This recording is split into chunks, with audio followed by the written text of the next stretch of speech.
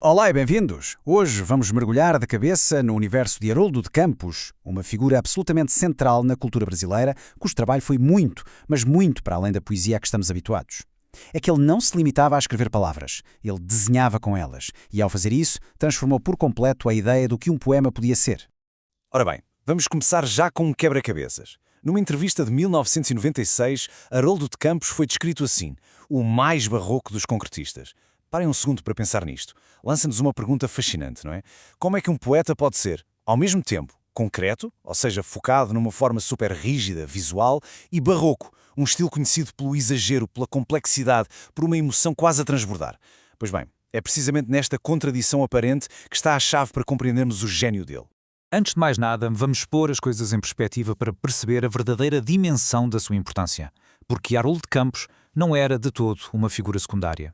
Reparem, quando uma instituição do peso do Itaú Cultural cria um projeto chamado Ocupação e o escolhe para ser homenageado ao lado de gigantes como Nelson Rodrigues e Cartola, percebemos que estamos a falar de alguém de outro calibre. Haroldo de Campos não foi apenas um poeta, foi também um tradutor, um ensaísta, alguém que com o seu trabalho abanou e mudou as estruturas do panorama literário do Brasil. Então, como é que tudo isto começou? De onde veio esta força de mudança? A resposta está na sua primeira grande contribuição, o movimento revolucionário que o pôs definitivamente no mapa da literatura. A poesia concreta, da qual ele foi um dos fundadores, tinha uma ambição radical: tratar a linguagem como se fosse um material físico.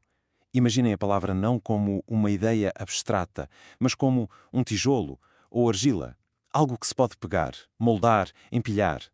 O objetivo era libertar a palavra da sua função de apenas significar algo para a transformar num objeto visual, com forma, com textura, que ocupa um espaço na página. E esta comparação mostra na perfeição a diferença. Enquanto a poesia tradicional flui numa linha, não é, da esquerda para a direita, de cima para baixo, a poesia concreta, por outro lado, explode na página. O significado não está só naquilo que as palavras dizem, mas na forma como elas estão dispostas. Isto cria uma experiência quase instantânea, visual, quase como olhar para uma escultura. Certo. Mas então, como é que este mundo tão regrado e visual da poesia concreta se liga àquela exuberância toda do barroco? A chave está na maneira como Campos olhava para a própria história da cultura brasileira. O barroco, o original do século XVII, era tudo menos simples e minimalista. Era drama, emoção, complexidade, excesso. Curiosamente, a própria palavra barroco pode vir de bis roca, que era o nome dado a uma pérola imperfeita, irregular. E é nesta ideia, nesta beleza que nasce da irregularidade, nesta imperfeição gloriosa, que Campos encontrou uma ligação muito profunda. Para Haroldo de Campos, o barroco não era um estilo morto, uma coisa de museu a ganhar pó. Não, ele via-o como um fio condutor, quase um ADN recorrente na cultura brasileira. Foi ele que resgatou a obra de Sousa Andrade, um poeta do século XIX que quase ninguém lia e que já usava técnicas super experimentais. Campos viu nele a continuação dessa alma barroca. Portanto, para ele, o barroco não era uma relíquia, era uma força viva e a pulsar. Então, o ponto essencial é este.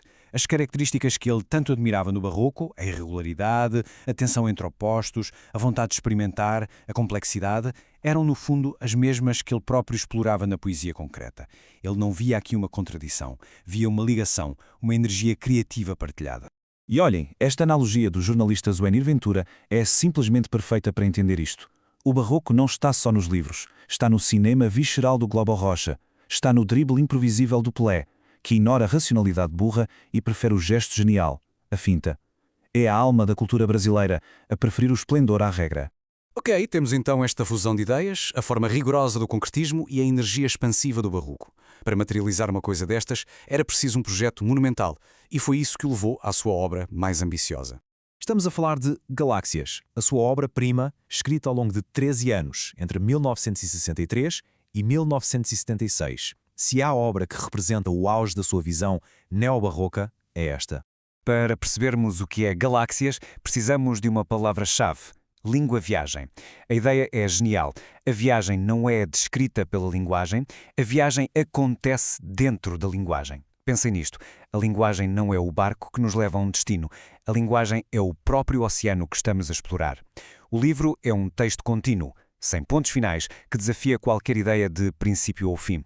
É uma obra aberta, um fluxo constante de palavras, tal como o universo barroco que o fascinava. E então, no final de tudo, depois de virar a poesia do avesso e de resgatar uma parte da alma estética de uma nação, o que é que fica? Qual é a mensagem central que une toda esta vida e esta obra? Esta pergunta leva-nos diretamente ao coração da sua filosofia. É aqui que a estrutura rigorosa do concretismo e a energia livre do barroco finalmente se encontram e fazem todo o sentido juntas. E a resposta é esta: viver é defender uma forma. Esta frase, que tem ecos do poeta alemão Hölderlin, é no fundo a sua filosofia de vida. Para Haroldo de Campos, o propósito da vida é esta luta constante, esta luta criativa, para construir e proteger o significado, para criar uma forma, seja ela um poema, uma ideia ou a própria vida, contra a desordem, contra o caos. É a defesa apaixonada da estrutura no meio da exuberância. E essa tensão, essa defesa, é talvez a definição mais perfeita do seu gênio.